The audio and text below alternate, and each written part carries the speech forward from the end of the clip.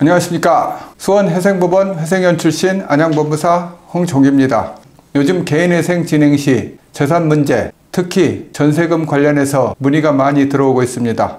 법무사님, 개인회생과 관련된 전세금은 내용이 좀 어렵더라고요. 상세하게 설명 가능할까요? 물론 가능합니다. 개인회생에서 전세금은 대출의 성격에 따라 회생의 여부가 결정될 수 있는데, 가능한 경우 두 가지와 어려운 경우 한 가지를 예를 들어 설명드리겠습니다. 먼저 개인회생이 가능한 경우로 전세금의 질권이 설정된 경우입니다. 질권 설정은 처음 듣는 분들이 많을 텐데 쉽게 설명해 드리면, 임차인이 임대인에게 제공하는 임대차 보증금 반환 채권에 대하여 질권을 설정하는 방법입니다.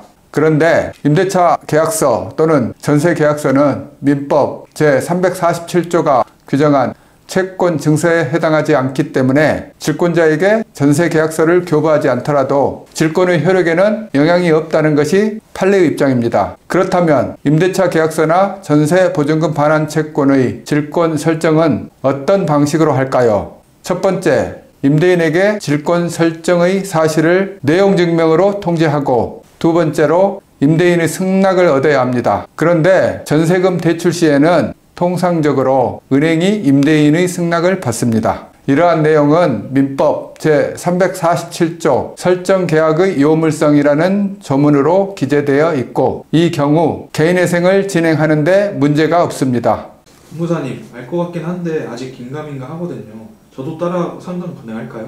네, 개별 상담 요청해 주시면 더 설명해 드리기로 하고 다음으로 넘어가겠습니다. 두 번째로, 개인회생이 가능한 경우는 전세금 반환 채권이 양도된 경우입니다. 여기서 채권 양도란 계약을 유지하되 채권이 이전되는 것을 뜻합니다. 실제 저희 자료 보면서 쉽게 설명드리겠습니다. 보시면 채권 양도 통지서라고 되어 있고, 아래 보시면 양도 대상 채권이라고 양도 금액이 보입니다. 사진처럼 채무자의 전세금 반환 채권이 A에서 B로 양도되는 것을 뜻합니다. 그러니까 전세금 반환 채권의 채권자가 변경된 것으로 개인회생에는 문제가 없다고 보면 되는 거죠? 맞습니다.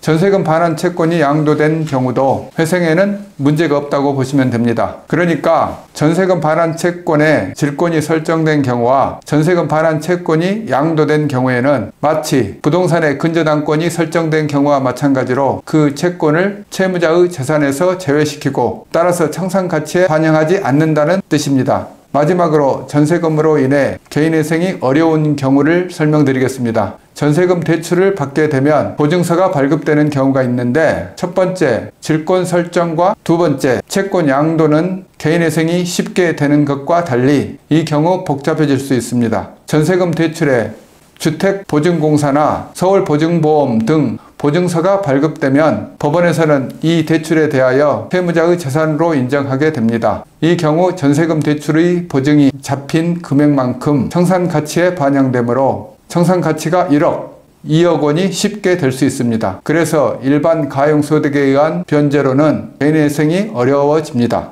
그럼 전세금에 보증이 있는 경우는 개인회생이 안 될까요?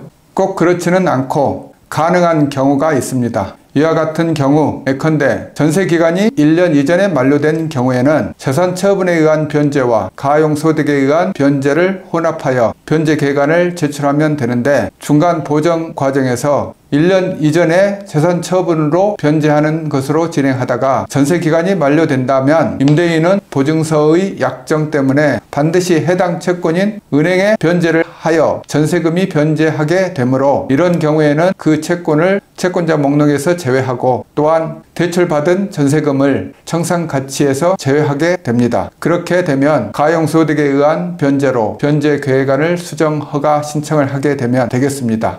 그리고 전세기간이 언제 만료되는지에 따라 여러가지 형태로 재산 처분에 의한 변제 계획안을 작성할 수 있습니다. 내용이 좀 어려운데 마찬가지로 법무사님에게 상담 요청하면 잘 설명해 주시겠죠? 물론입니다.